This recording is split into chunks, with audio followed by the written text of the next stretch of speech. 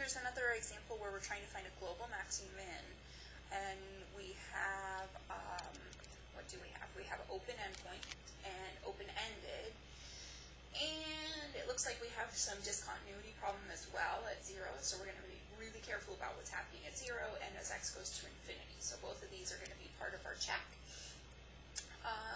We also need to check for critical values. Okay, so we're going to need a limit as x approaches 0, and since our interval only comes up to 0 from the right, that's all we need to check. And then we'll also need a limit as x goes to positive infinity of h of x. Okay, and then for the critical values, we're going to take a derivative. So I'm looking at this function and I'm thinking, okay, this is the same as negative 2x to the negative 2 plus 5x to the negative 3, which means its derivative will be 4x to the negative 3 minus 15x to the negative 4. And I want to know when that's 0 and when it's undefined.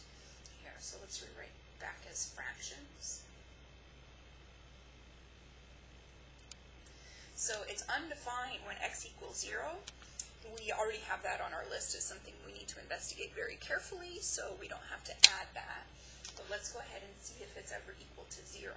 So I'm going to clear fractions by multiplying both sides by the common denominator, x to the 4th. And I get a 4x to the 1st minus a 15, which means 4x should be 15 and x should be 15 over 4. So there's my critical value. So I need to add that to my list, figure out what's happening when x is 15 over 4. Okay, so I can just plug that in. Negative 2 over 15 fourths squared plus 5 over 15 fourths cubed. And get back a fraction if it will. Okay, so I get negative 32 over 675. Okay, and then I want to know what's happening to the function. So if I look at my negative 2 over x squared plus 5 over x cubed, when x is a really tiny positive number.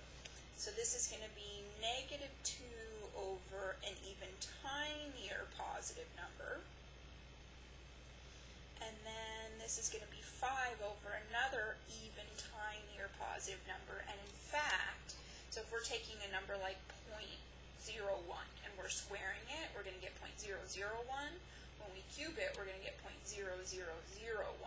So this denominator is smaller than this denominator, which means this fraction is going to get bigger than this fraction. So they both get really, really big, but this one is bigger. So we get a really big, really big positive number minus a pretty darn big number, and that's still going to go to positive infinity. Once again, if you're ever struggling or feeling unsure, just go to your calculator and plug in a million or a billion and see what's happening. What I'm seeing, though, is that this thing is headed off to positive infinity as x gets close to 0. So I have a vertical asymptote at x equals 0.